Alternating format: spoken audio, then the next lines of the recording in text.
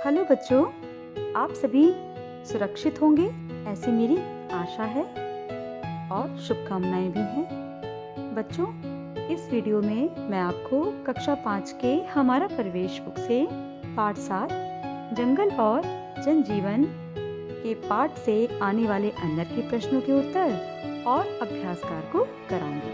तो चलिए स्टार्ट करते हैं। प्रश्न नंबर 1, कहीं बहुत सारे पेड़ उगाए गए हों तो क्या वह जंगल बन जाता है? इसका उत्तर होगा नहीं, क्योंकि जंगल प्राकृतिक होता है।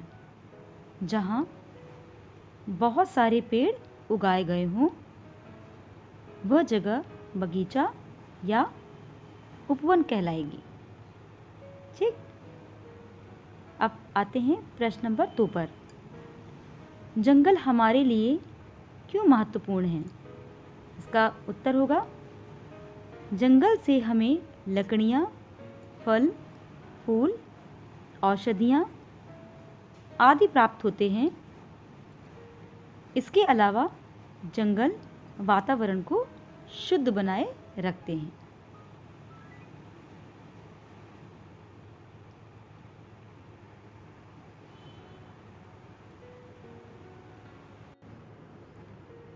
प्रश्न नंबर 3, इन जंगलों से हमें क्या मिलता है? उत्तर, इन जंगलों से हमें दैनिक जीवन की अनेक वस्तुएं प्राप्त होती हैं। प्रश्न नंबर 4, पशु पक्षियों के अलावा जंगल में और कौन रहता है? उत्तर, पशु पक्षियों के अलावा जंगल में आदिवासी मनुष्य भी रहते हैं। प्रश्न नंबर 5, आग का उपयोग करने के पहले मानव का जीवन कैसा रहा होगा? उत्तर, आग का उपयोग करने के पहले मानव का जीवन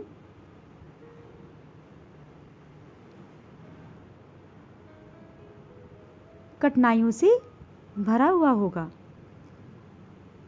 वह कच्चे मांस को खाता होगा, सर्दियों में ठंड से कांपता होगा और उसके पास अंधेरे से बचने के लिए कुछ नहीं होगा। जंगली जीवों से भी उसे खतरा बना रहता होगा। प्रश्न नंबर 6, आग का ज्ञान होने के बाद मानव जीवन में क्या परिवर्तन आया होगा? उत्तर, मानव ने मांस पकाकर खाना शुरू कर दिया होगा। सर्दियों से बचने और जंगली जानवरों से सुरक्षा के लिए उसने आग का उपयोग किया होगा। प्रश्न नंबर 7, आग का उपयोग हम कहाँ करते हैं? उत्तर, आग का उपयोग हम दैनिक जीवन के अनेक क्षेत्रों में करते हैं। आग के द्वारा हम खाना पकाते हैं। ठंड में आग जलाकर हम ठंड से बचते हैं।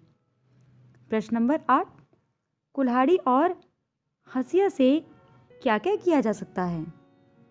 उत्तर, कुल्हाड़ी से लकड़ी काटी जाती है, अपनी सुरक्षा की जा सकती है।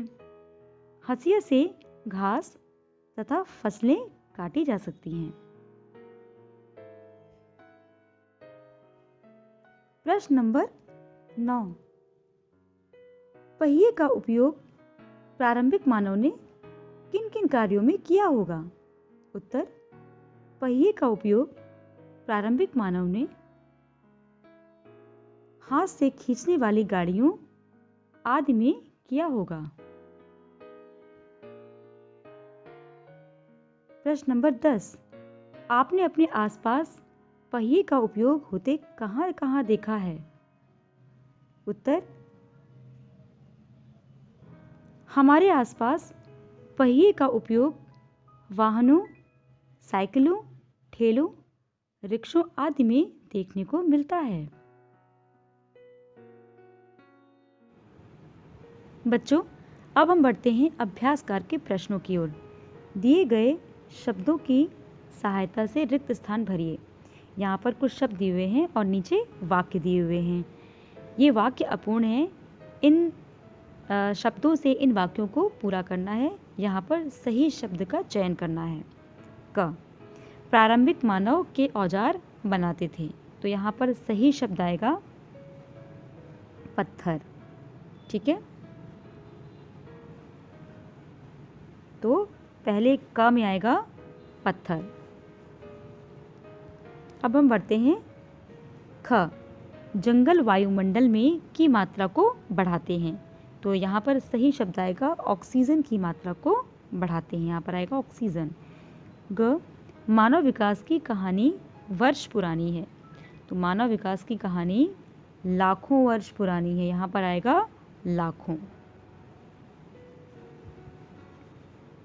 आगे बढ़ते हैं। घ, आदिवासियों का जीवन पर निर्भर होता है। आदिवासियों का जीवन जंगल पर निर्भर होता है, क्योंकि जंगल ही उनका घर होते हैं। अंगा, आग की खोज ने की थी, तो यहाँ पर आएगा आग की खोज आदि मानव ने की थी। बच्चों, अब हम आते हैं इसके प्रश्न पर। अभ्यास करके प्रश्न नंबर 2 था, जंगल कटने से होने वाले दुष्परिणाम लिखिए। इसका उत्तर होगा, जंगल कटने से आदिवासियों के जीवन पर विपरीत प्रभाव पड़ा है। वे अपने घर, संस्कृति आदि से दूर होते जा रहे हैं। गांव, कस्बों और शहरों में रहने वाले लोगों को पर्याप्त शुद्ध हवा नहीं मिल पा रही है। प्राकृतिक संतुलन बिगड़ रहा है। बाढ़, तूफान, सूखा आदि प्राकृतिक आपदाओं का सामना करना पड़ रहा है। बच्चों, अब हम आते हैं अगले प्रश्न पर। तुलना करें। यहाँ पर आदि मानव और आज के मानव की जीवन शैली पर तुलना करनी है, इनके निवास पर, भोजन पर और वस्त्र पर। तो हम ये देखते हैं कि रहने का स्थान, आदि मानव कहाँ रहते थे और आज का मानव कहाँ रहता है। तो आदि मानव यहाँ पे आएगा जंगल। आदि मानव जंगल में रहते थे, यहाँ पर आएगा जंगल। और आज का मानव गांव और शहरों में रहता है, तो यहाँ पर आएगा गांव और शहर। ख, खान पान यानी भोजन उनका क्या था आदि मानव का, तो आदि मानव कंदमूल, फल, बाकी नॉर्मल फल, दूसरे फल और मांस ये खाते थे। और आज का मानव तरह तरह के खाद्य पदार्थ खाते हैं ये। और इसके बाद आता है रहन सहन यानी वस्त्र। आदि मानव जानवरों की खाल, पेड़ों की छाल ये पहनते थे, और आज का मानव अनेकों वस्त्र, मतलब अनेक तरह के वस्त्र और आभूषण धारण करते हैं। तो ये तुलना हो जाती है। बच्चों, बढ़ते हैं अगले प्रश्न की ओर। चिपको आंदोलन क्या था? इसे किसने प्रारंभ किया? उत्तर, वृक्ष को काटने से रोकने के लिए पहाड़ी इलाकों में लोग पेड़ों से चिपककर खड़े हो जाते हैं और वृक्ष काटने का विरोध करते हैं। इसी को चिपको आंदोलन कहा जाता है। इस आंदोलन की शुरुआत श्री सुंदरलाल बहुगुणा जी ने की थी। प्रश्न नंबर 5, आदिवासी अपना जीविकोपार्जन कैसे करते हैं? उत्तर, आदिवासी अपनी दैनिक आवश्यकताओं की पूर्ति के लिए जंगल से मिलने वाले उत्पादों पर निर्भर रहते हैं। जंगल से प्राप्त कच्चे पदार्थों से ये डलिया, चटाई, ढोल, बांसुरी, टोकरी, पत्तल, बर्तन, जड़ी बूटी से औषधि आदि बनाकर स्थानीय बाजार में बेचते हैं और अपना जीविकोपार्जन करते हैं।